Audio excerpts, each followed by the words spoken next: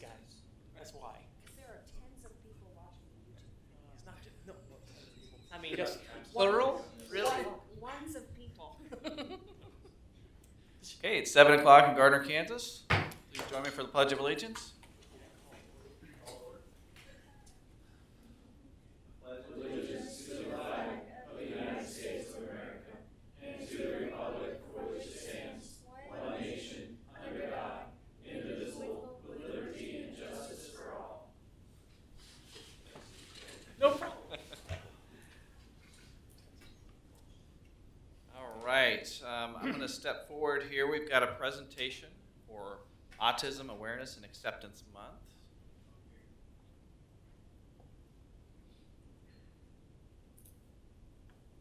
Do you want to?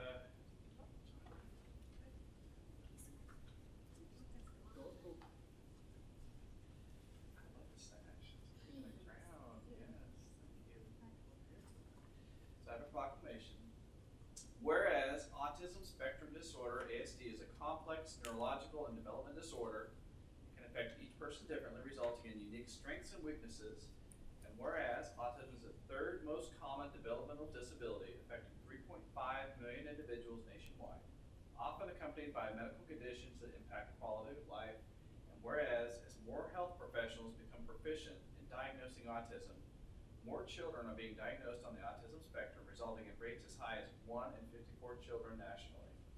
And whereas autism can cause challenges with verbal and nonverbal communication, social interaction, and repetitive behaviors, and can affect anyone regardless of age, race, ethnicity, gender, or socioeconomic background.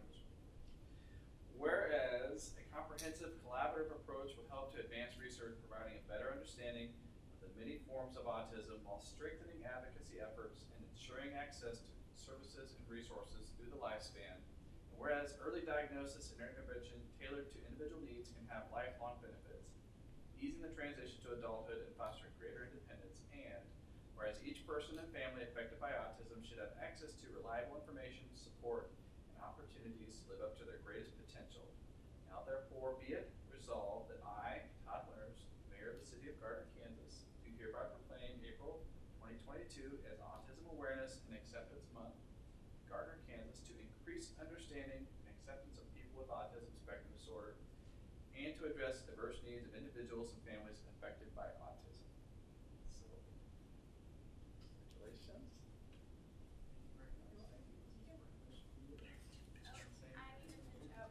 Thank you so much for all.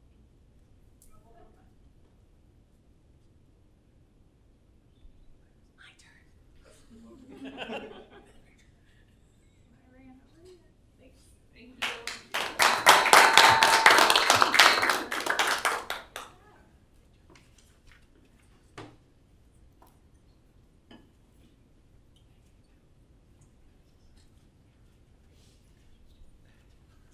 Okay.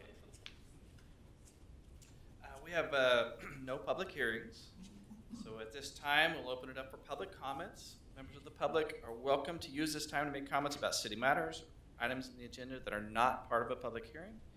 If you wish to come forward, please limit your comments to 5 minutes or less. 5-minute time clock to your left. No profanity, no personal attacks.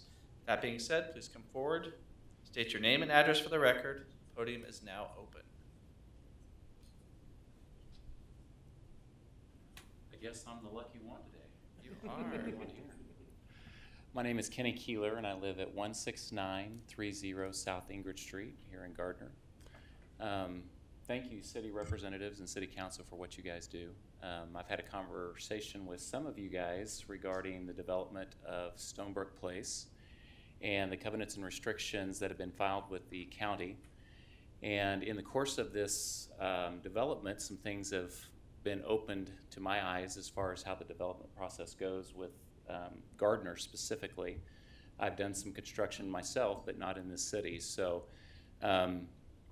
just so everyone in Gardner knows, I had contacted Preep Home regarding the development of what was going on prior to any ground being broken, and they would not reach out or had zero interest in having any discussions about the development of Stonebrook and the covenants and restrictions that were there. In the course of that, seeing that they were not going to open any dialogue. A lawsuit was filed by personally myself on behalf of the residents of Stonebrook Place to make sure that they are to abide by the covenants and restrictions. That has not taken place yet. We're still in the preliminary portion of that. Some of you guys have received copies of what the judge's ruling was up to this point until the case can be heard. The judge has made it very clear that if he holds them to the covenants and restriction, which he is at this point, that he will require them to put concrete tiled roofs. So really the basis of me wanting to be here is to let you know that I represent 75 plus homeowners of Stonebrook Place, and the homeowners feel strong enough that we're willing to spend our own money to elevate what happens in the city of Gardner. I know that you guys care about the city of Gardner, or you wouldn't be in this position to try to protect the city. And the things that specifically come to mind is in the lawsuit they're saying that it does not affect the value of the homes. I sold real estate for 14 years. It will affect the values of the home. They're building the cheapest floor plan that you can. They continue to ignore the court's orders. They've continued to ignore what was the city's warning before they ever even started. And so I would just like to encourage the city to help us elevate what happens in not only our subdivision, but just all of Gardner. It's going to affect the tax base for schools because the values are going to go down on the sales of these homes. These homes should be selling for $340,000 to $380,000. And my guess is that these homes will sell for under $300,000. And they're not building one of this floor plan.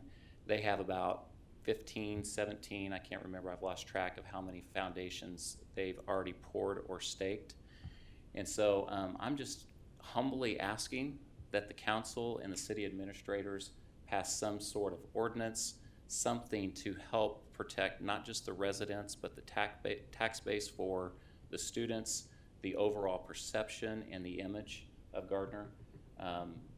Being here for 18 years, I love this city. This reminds me of my own hometown in New Mexico, just kind of a small town with a small town feel. We moved from Olathe. And so that's why I'm here tonight. I hope you guys can do something quickly to help us make sure that any future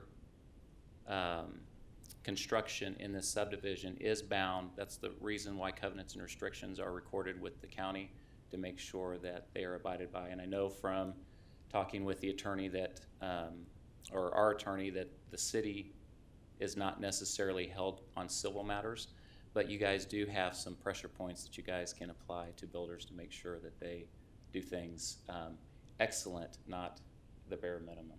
So thank you guys for your time. I appreciate your ear and listening, and please help us keep Gardner to the best that it can be, not just the bare minimum. Thank you. Thank you, Mr. Keeler. We'll probably address this in our council updates after the meeting. Anyone else like to come forward? Okay. That being said, we'll move forward to consent agenda. Is there a council member who would like to remove an item from the consent agenda? 3. Item number 3. Is there a motion for items 1, 2, 4, 5, and 6? So moved. Second. Motion Potter, second Shoot. We approve items 1, 2, 4, 5, and 6. All in favor? Aye. All opposed? Abstain?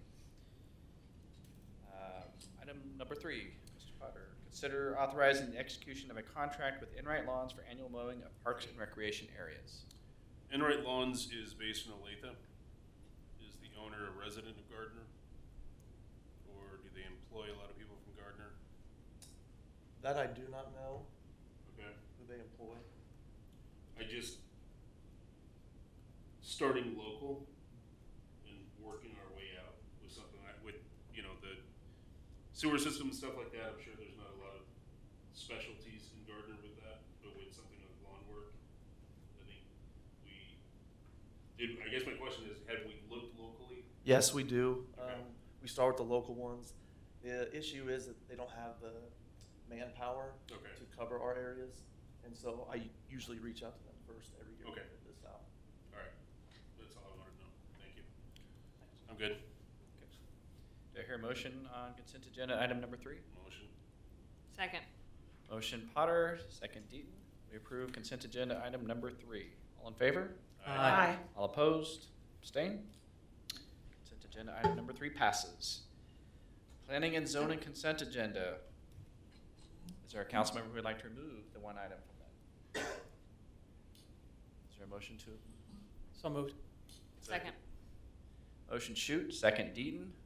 We approve the planning and zoning consent agenda. All in favor? Aye. All opposed?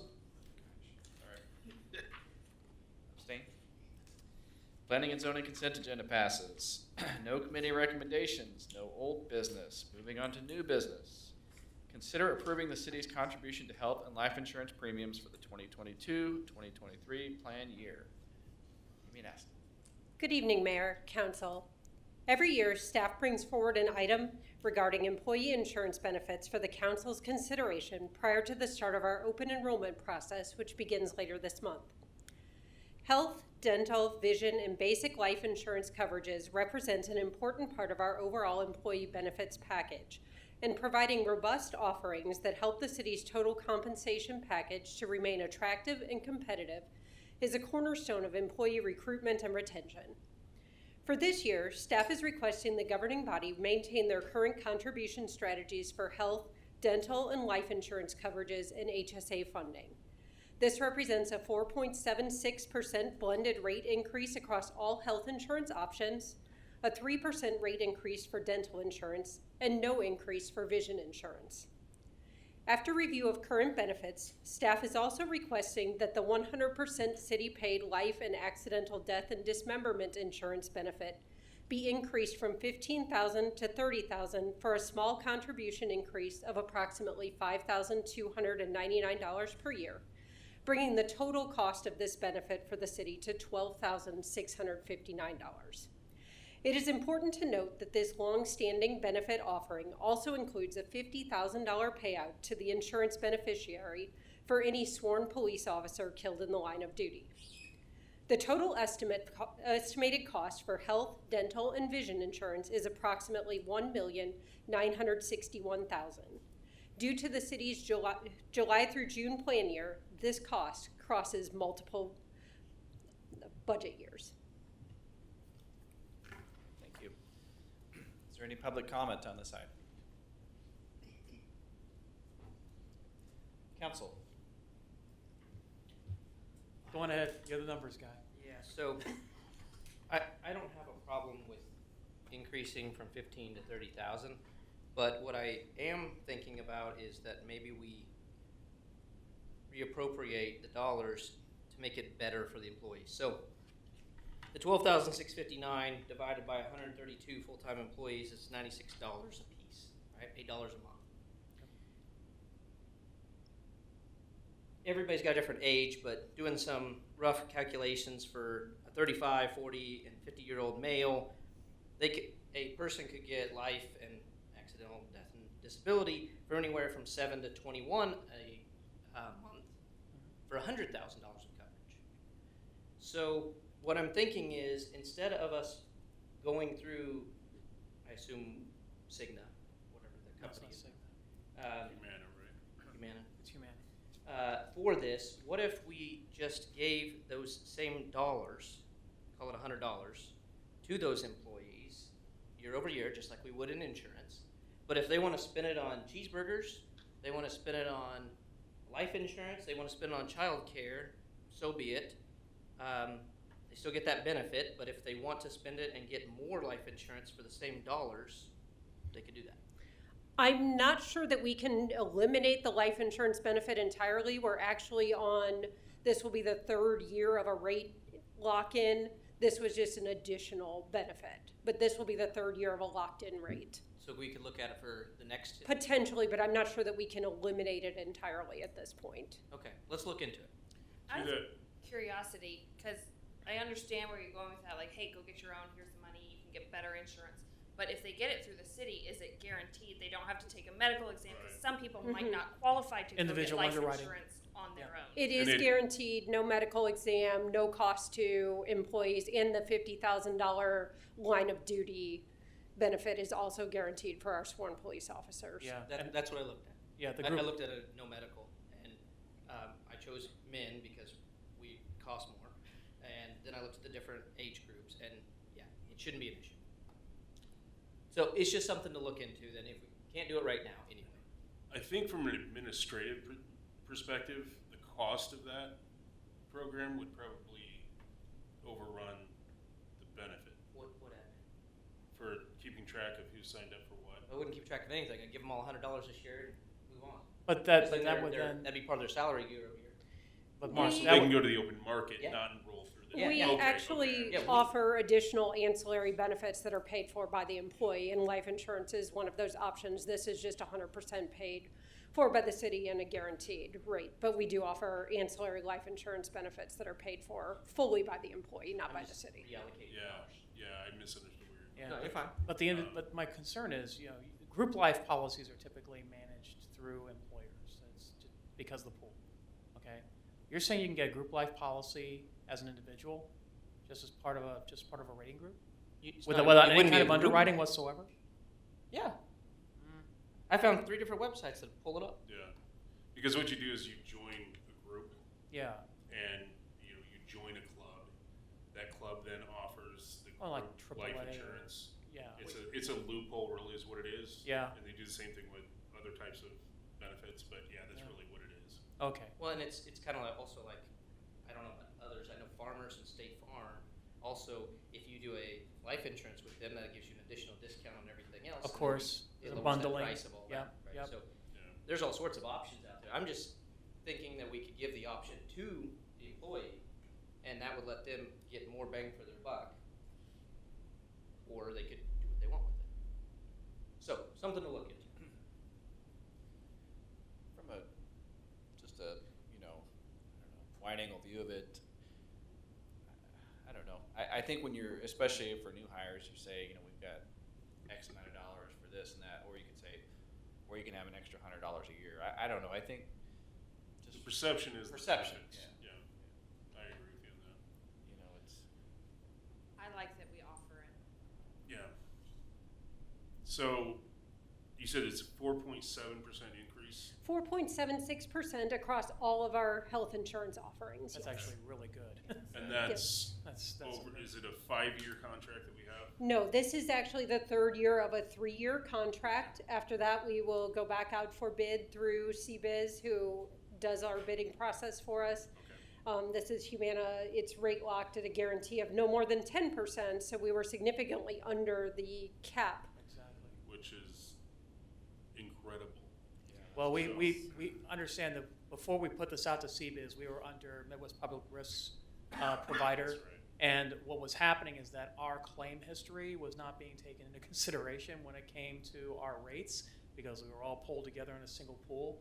So we were seeing significant increases in our rates year over year because there were other jurisdictions that had more claims than we did. So here, what we did was we decided to go to the market and bid the market. And yeah, it's been a real cost savings for our city. So. I can't remember the last time I saw a 4.7% increase. We actually had no increase last year, correct? Yeah. That's correct. Yeah. And that's good. And part of that is Humana offers the Go 365 program, and through employee participation, we can get a discount on health insurance. We would have been at about 7.46% without the participation from the employees. Now, are we fully insured or are we partially self-insured? We are not partially self-insured. We didn't think that that would be a good step at the time because we had no claim data whatsoever when we were with Midwest Public Risk. But now And we we would do. probably want additional claim data before we assessed the possibility of moving forward with something like that. Okay. And we do have that claim data now. Right? We do receive the claim data now. We have about a year and a half worth of it at this point in time. And really, after about 3 years, I think we can start looking at Yep. self-insured. So how are the trends looking right now? I know that our wellness program has been very well received, and Well, clearly your overall usage is pretty good when we have the low increases. Usage was fairly low during COVID. They said that wasn't that abnormal. Now we've seen a little bit of an uptake, but some of that may be catch up from procedures that were delayed during COVID. So we would probably recommend taking at least a couple more years of normalization to get what our claim data would look like over some normalized time So period. one more bid cycle and then we can start thinking about. Potentially, yes. Yeah. Okay, great, thanks. Questions, comments, concerns? Is there a motion on this item? So moved. Second. Motion shoot, second Van Potter, that we approve the city's contributions to health, vision, and dental insurance premiums for the 2022-2023 plan year. All dollar amounts as noted in staff recommendation above. 100% for CF 1500 single high deductible health plan and 82% of CF 1500 HD HP tier 2 and family. 80% contribution to all other health insurance plans and fund employees HSAs up front at 1500 for single and 3000 for tier 2 and family. And contribute to the employees' vision insurance premiums at 100% for single and 80% for tier 2 and family, and contribute 50% of dental insurance premiums and contribute 100% of basic life and AD&D premiums. All those in favor? Aye. All opposed? Abstained? New business item number 1 passes. Okay. Very quick. Everyone must know there's a game tonight. Council updates. We start with Captain Carl. Welcome. Thank you, Mayor. I don't have anything for you this evening. Can I ask a quick question? Were they doing training over the weekend? I noticed. Yes, so that was actually the second part of a training that we'd started earlier in the year. It was with the K-9 unit. And I'm sorry, I don't have any numbers with me, but there were multiple agencies. Yes. From this area and some from a little further out than the normal area. The original training, I want to say it was a couple of months ago, and this was basically the second part of it. So it just had to do with searches, and I think this one was more with searches. I think the first part was dealing with bites and things like that. Okay. I was just curious. City Clerk? Nothing tonight, thank you. Finance Director Wolf? Nothing tonight. Deputy Administrator Nesta? Nothing else, thank you. City Attorney Dink? I don't have anything other than to say that Mr. Knopick and I did converse today about the issue that a citizen brought up in public comments, so I'll probably just maybe chime in when he provides his update on that. Okay, very good. Utilities, Guns? Nothing tonight. Parks and Rec, Jason? Couple quick things. Youth soccer is finally underway. Let's start. So already rescheduled makeup games. And pool passes are on sale now. So come in and get your pool pass. Excellent, yes. Community Development, Dave Knopick. I'm going to provide you next week. We are scheduled to have an EDAC meeting on Wednesday the 13th. We will check on that. I'm hoping to have Jason Camus there to do a council update and also, a chamber update, sorry about that, and to also have him speak as to what's coming up with the chamber news and his changes there. So depending on his availability, I haven't heard back from him. That'll impact what that agenda looks like for the 13th. So just so you're aware of that. I don't know how you want to handle the item that has been brought up by Mr. Keeler. I can certainly start talking about that a little bit, or if you want to wait until you get through Kellen and kind of come back around, or how you want to do it. We can wait and come back to you if you want to do that. Yeah, I'm sure we'll have discussion. Okay. Public Works? Nothing tonight. And tonight. City Administrator? Nothing tonight. Did you want to comment about the meeting with Edgerton? Okay. Briefly. So we've been talking to Edgerton about some of the issues that we've been dealing with around town, and we are collaborating with them on a grant application now, so with them in the county. The meeting we had with them went, I thought, well, as far as discussing access points and how we were dealing with it internally. So I took it as a positive that we came out of that and decided to move forward in a direction that would benefit both communities. Good, that's great to hear. All right. Councilmember Van Potter? Nothing. Nothing. Councilman Roberts? I have nothing, but thank you for asking. Nothing tonight, thank you. Council Vice President. Rock Chalk, let's go. Council President. Nothing tonight. And then just briefly, because I'm not sure we'll have a meeting before, but we'll have the State of the City address as part of the Chamber Annual Dinner. And it will be, we'll have some kind of video available as well, so people can watch it online if they want to. So hopefully everyone can attend. It should be a great night, and I think it'll be great tying the two together. Cost saving too. So. Absolutely. And what's the date on that? April 21st, I believe. April 21st. Okay, so let's go back to Mr. Nopick.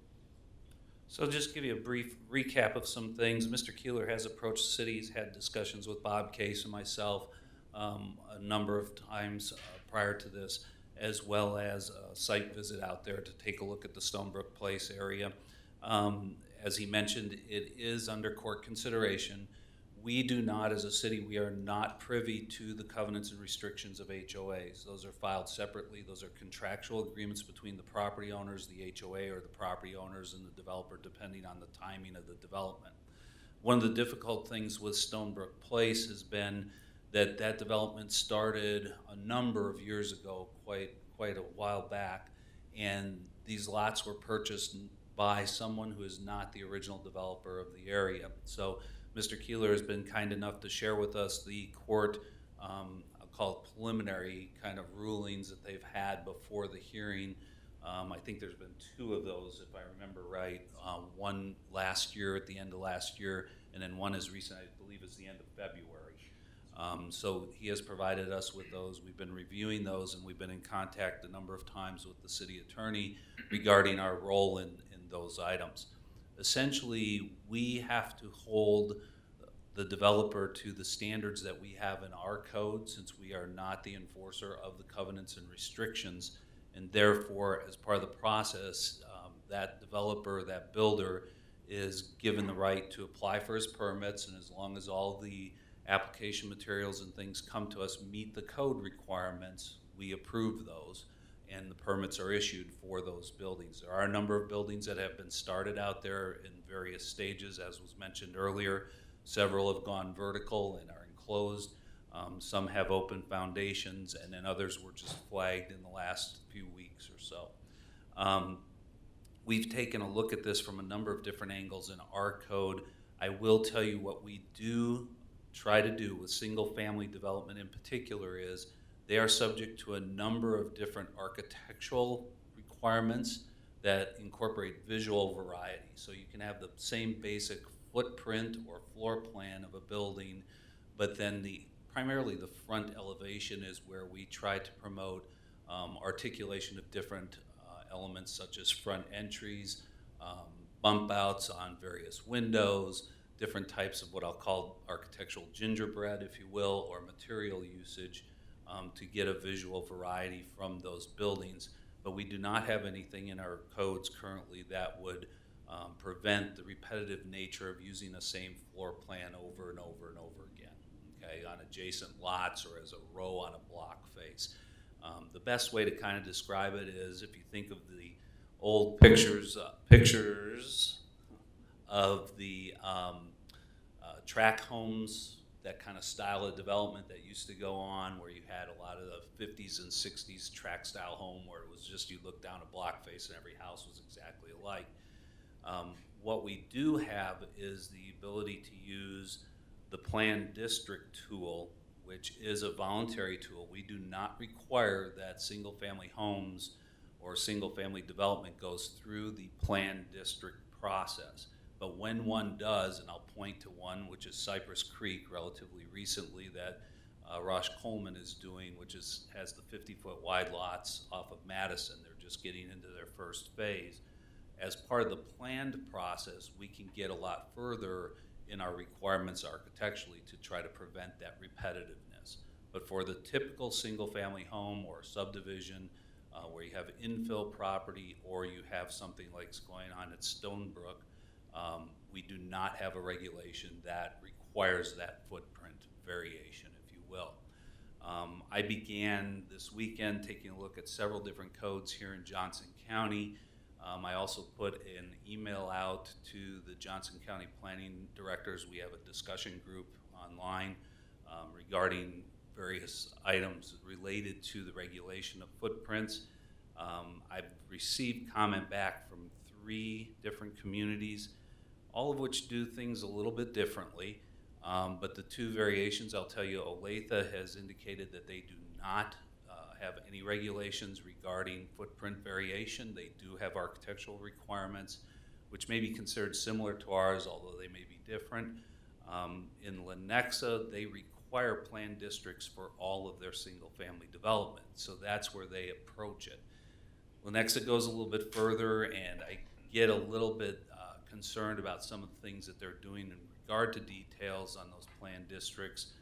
They get into housing classification based on size requirements, which is kind of interesting too, but that's another issue for another day. So what I've been finding so far is the communities that seem to have these regulations, they're primarily enforced through the idea that all their development goes through a planned district review process with their planning commissions, and that's where they'll incorporate those kinds of requirements. I have talked to the city attorney a little bit today and communicated with him. He is aware of similar things that are going on over in Wyandotte County with KCK.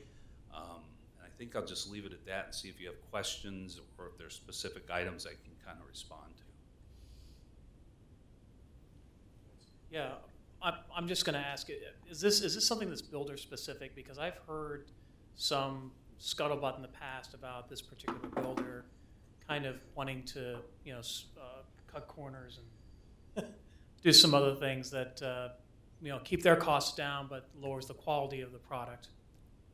So I'm gonna kind of talk to this. I will tell you that most development has a variation of several different floor plans that they will utilize within a development. It may be 5 different plans, 10 different plans. It just kind of depends on the builder themselves. There are builders, and I'm gonna not point to one, but there are builders Certainly out there who do buy their materials in volume based on the fact that they're repeating the same building plan. So they're not custom builders. They will be a tract type builder that will go out there and do that kind of activity. So there's more than one builder who takes this type of approach. But usually what we have is a variation of floor plan. So if we take Prairie Trace, for instance, the difference there is that actually with Grata, they're the development company for that development, but he has 5 or 6 different builders. Exactly. And each of those builders have floor plans that they vary from. So that creates some of the variation that you're seeing in Grata versus some of the other locations that we deal with. So that's not unusual. In the case of Roche Coleman, both at Plum Creek and also here where we, at Cypress Creek, we have had them submit their floor plans and their variations and elevations to us as part of those planned district elements. So those will get incorporated in. Now where we have stopped short, even in the planned districts, is we aren't dictating a certain footprint has to be on a certain lot. And most builders, most developers don't want to do that because what they will tell you is it's a free market kind of scenario. I get a buyer who's interested in a specific lot and a specific floor plan, and I've got a lot sitting here that's got that floor plan next to it. They still want the freedom to sell that floor plan to the desire of the actual buyer. So that's where we get into a little bit of conflict on some of those things. But I will say there are ways to regulate this. It's a matter of policy and where you'd like to go potentially with this. And I don't know if Mr. Dink wants to also comment on anything I've said. No, you nailed it. Good job. I'm happy to answer any questions. I agree with what Dave said. We talked about, a lot of the same concerns. Developers, in my experience, would much prefer kind of the open general districts where they have a lot of freedom. The planned districts, the developers will still will still develop in communities that have planned districts. But it's generally, I mean, to go through the preliminary plan and the final plan process, there's a lot more work that goes into that initial zoning approval, when a lot of developers want to know on that first zoning decision, hey, are you going to give me an up or down on this use in this location, without going out and spending a ton of money on site work, on preliminary development plan work, and all that type of stuff. So, you know, if you're trying to be development friendly, I think, you know, moving towards a planned district, I think a lot of developers would see that as moving in the other direction. But yet, we do have developers such as Grata, for example, that have embraced the planned district. Am I not mistaken in that? Usually because they're wanting smaller lots. So I wouldn't say anybody's really embraced the idea of planned districts when it comes to residential development.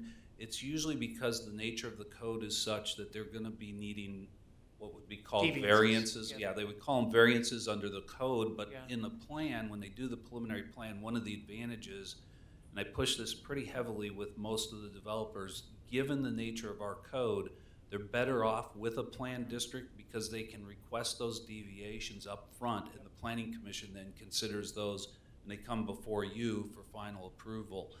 So it is another layer of administration, and it does cover us in a number of different instances.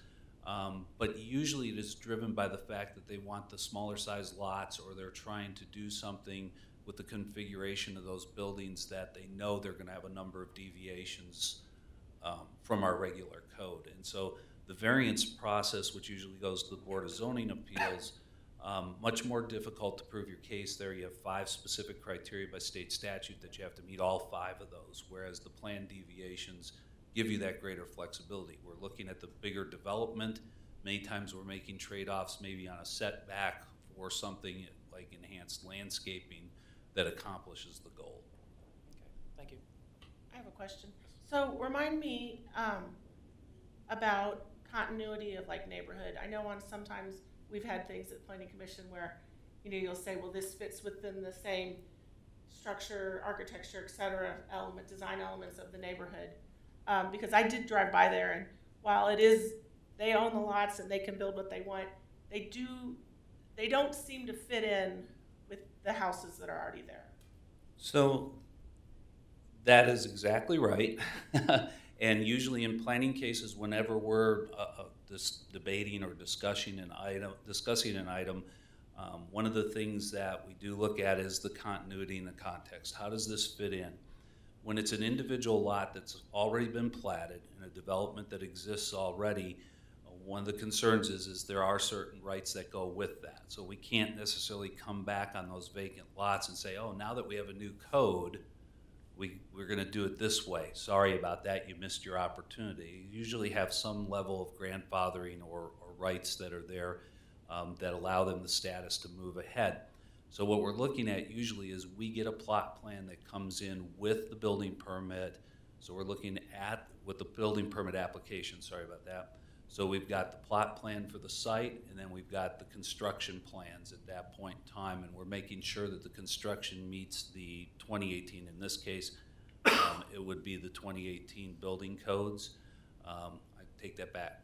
Some of these building permits were issued under our still 2012 code before we were adopted. So, but in most cases, well, in every case now, except for that transition period, we're looking at the 2018 building codes when we review those items, and then the zoning code as it applies with the standing of that development. So it's, I think part of what Mr. Keeler explained to us, again, the developer had a vision for this development, which included the concrete kind of tile roofs. There were some elements there where they were trying to provide some architectural enhancements or some elements inside the building themselves as well to kind of upgrade the values of those homes. But when that developer sold that off, that's when we get into this transition. Now you have a different builder who has purchased those things. I thought that's what you were going to say, but I thought I should ask it. My planning commission days are a little behind me, so I wanted to make sure. Thank you. And Tori, I mean, you know, that's an example of the type of granularity that some of these communities who do plan Right. districts will do. they'll make you bring in a materials board, and they will approve paint colors. And I mean, it can be extremely detail oriented. And I don't know that that is we not need to go there. 'Cause right. like you said, that's not open for whatever, you know, Yeah. that's not a very friendly development. And our code doesn't do that. Our code defines some articulation and defines different types of materials like masonry and things like that. But I wasn't suggesting we do that.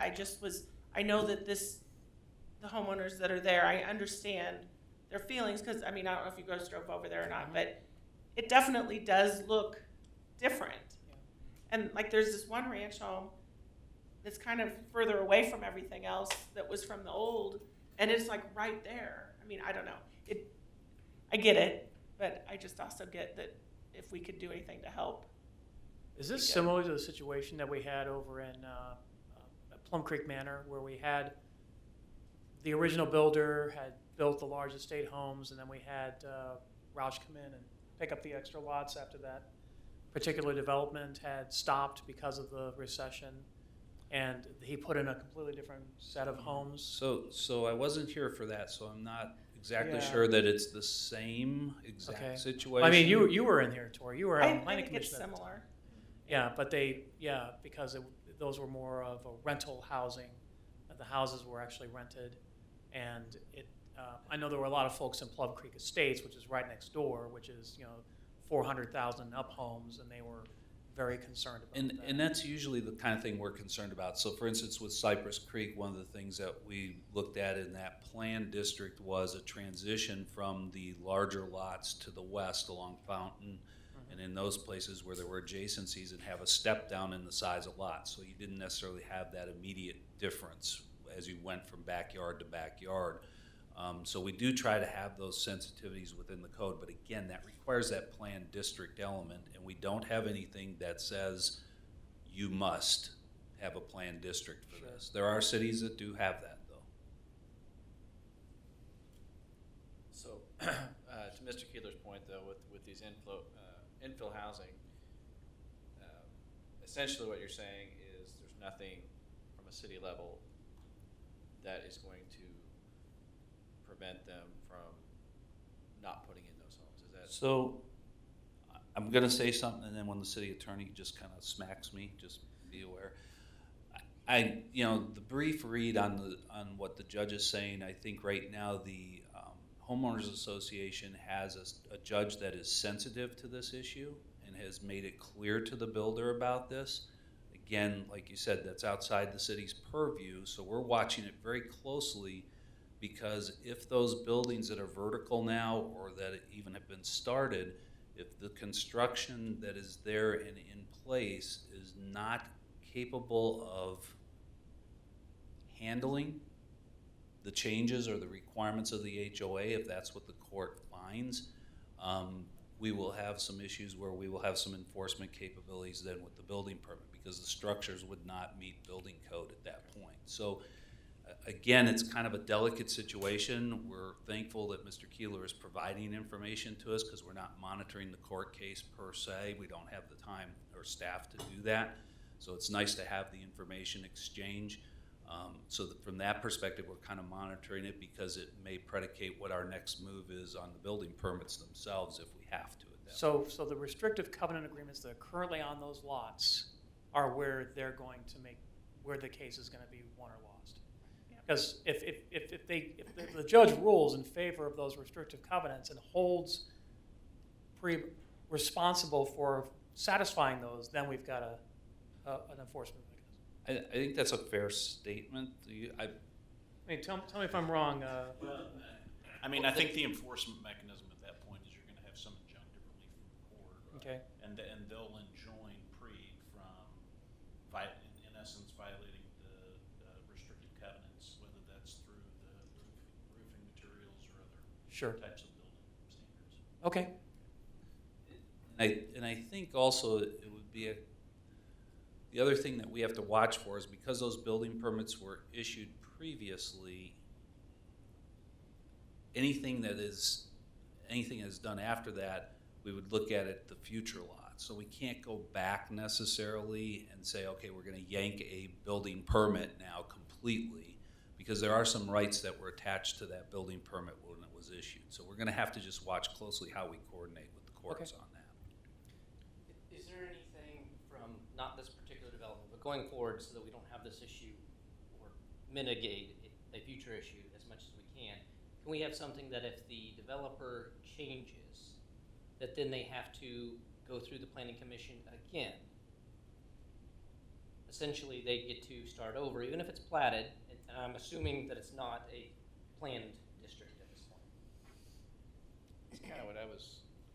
There have been other. It would require a replat. Right. We've There done have been. I mean, and yeah, they we've could, done it before. they could submit the exact same plat. They just have to go through the process and let planning commission today say, yes. Can I ask what's the issue you're looking to fix? Well, in this case, the developer comes in and wants to change everything that was already put in that thought process for that development area. So some strategies, if you're looking to somehow codify what's in the covenants and restrictions, one thing that I've seen done is where the municipality will include as a condition on the plat approval and incorporate the covenants and restrictions and require that they are filed prior in time to the subdivision plat. And that way, you know, a lot of times what happens with these covenants and restrictions is that the developer retains control over them until they hit some Right. threshold, right? It's like 75–80% of the lots are sold. And so they'll go in and they'll, if you have a change of ownership, they'll exercise unilateral control and change things. Well, if it's incorporated as part of the plat, that becomes another hurdle for them, because then they'd have to come back through our process.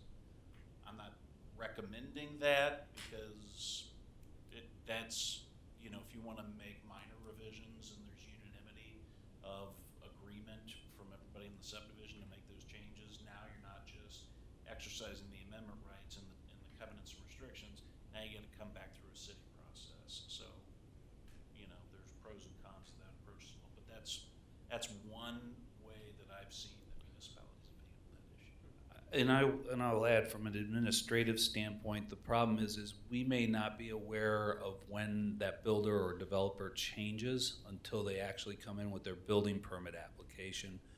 And you may already have a contract on a house at that point in time, and then that gets a little dicey, because if we all of a sudden say, well, guess what, before you can get a building permit, you're coming back to planning commission, which will be a 60-day process, because we may not ever know that land transference. We're not sitting here monitoring people's buying and purchasing of various. I get that, but if the development community knows that we have this in place, that's on them to beware. I hear you. If we have them do that, like file their covenants and restrictions, would that put the city on the hook for enforcement if somebody was choosing not to follow the HOA rules? Because right now, we have nothing to do with any HOA enforcement in the city at all. Yeah, you'd only want it to be architectural. Right. Yeah. Yeah, You not know- whether or not they can grow Yeah. tomato plants in their backyard. Exactly. To be honest with you, I'm not sure, because when I've seen it done in municipalities, I've never been in a situation where I've seen that a subsequent developer came in and unilaterally tried to just blatantly throw aside the declarations and restrictions. So I'm not sure what the city would do in that context, but I will tell you, I mean, the very purpose of putting it on the plat is so that they can't do that unilaterally. I think that's worth further discussion, because, I mean, ultimately, I don't think we want the neighborhoods to be cohesive. I mean, we want, you know, we don't want. Yeah, you want to. And you do walk a fine line with this, and part of it is, and I think Councilmember Roberts kind of pointed to this, is the idea of, you know, a lot of times you're looking for that cohesive kind of design that puts a place together. You're trying to create a neighborhood that does have like qualities to it, right? So the reality of it is you rely a little bit on the covenants and restrictions to help in doing that, because many times city ordinances, you don't want to go to that level of detail. You don't want to go to that level of restriction and regulation. So in a way, you have the two things working in concert. The covenants and restrictions many times will pick up things that we don't really want to have ordinances about. You know, we don't want to get to that level of detail, because once we do it as an ordinance, we're applying it everywhere at that point. So there's that delicate balance of getting that cohesive environment, that ability to say its continuity is existing there, but then you don't want it all to be the same. So, you know, it's a definitional line that you're trying to constantly find the balance point on and say, okay, have we gone too far, or are we not going far enough? And different communities have looked at this different ways. You know, if we go to Leawood, they'll look at it very differently than Olathe or us or Edgerton, for that matter, when Or you look Prairie at all Village. these communities, right? Because they're looking at their individual context. Yeah, but I mean, you look at Prairie Village, for example. You have established neighborhoods in there with ranch houses that are less than 2,000 square feet, and they're buying up 2 lots and knocking them down and putting up a single McMansion. Yeah, and That's- the hard part with this one really is too, and this was a lesson I think learned between that 2008, 2010 period, and it's one of the reasons why we have a sunset date that's associated with plats and other items, is because if you don't take that next step of action to get some final plats taken and moving forward with the development, those things will expire. And so that's the nice thing, the sunset rules that we've got on some of our items. Well, the developers don't really like that either, because they'll tell you the marketplace dictates, you know, how long it'll take for them to actually develop. That sunsetting came about because in 2008 there were situations like this where whole subdivisions where not one house was built, but there were plats left on record. And trying to develop those, you had to go back to the old codes because your lot sizes and dimensions may have changed during that period of time, or setbacks may have changed, and there's a recorded setback on the plat that's different, and you have to go through that conflict a little bit. Here the tough part is this development got started, so that kept the plat in force. Any other discussion? I want to just mention to Mr. Keeler, thank you very much for coming in, making us aware of this, and I'm sure there'll be additional discussion, but we are definitely going to move towards trying to. We're going to look at your court case and make sure that there's a good resolution for everyone. Any further comments, discussions? No executive session. Have a motion to adjourn? So moved. Second. Motion Deaton, second Baldwin. We adjourn. All in favor, say aye. Aye. All opposed, abstain?